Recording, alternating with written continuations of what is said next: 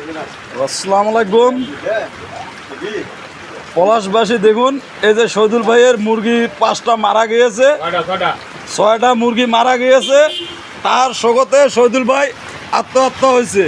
সে তার মুরগির শোকতে কিছু বলবে, তাই তো আপনারা একটু মনোযোগ দিয়ে শুনুন।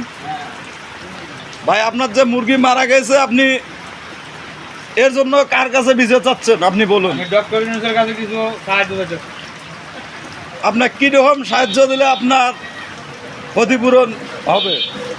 বর্তমানে 6টা মুরগির বাচ্চা মারা গেছে, আর 8টা মুরগির বাচ্চা মারা যাওয়ার পথে। এগুলারে আপাতত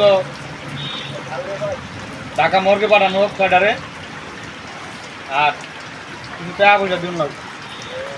তারপরও কীরকম টাকা পয়সা হলে আপনার? অন্তত 6টা মুরগির বাচ্চা 6 লাখ টাকা লাগবে। 6 লাখ দেওয়ার লাগবো। হ্যাঁ। আর কিছু এই যে আপনাদের দোকানের সামনে যে পানি এরকম করে জমছে, এসব বিষয় নিয়ে কিছু বলবেন না?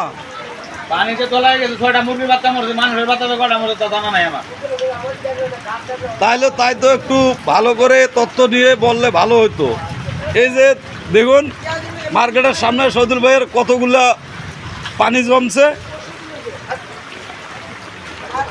দেখুন কি পরিস্থিতি। ভাই, এ বিষয়ে কিছু বলবেন না?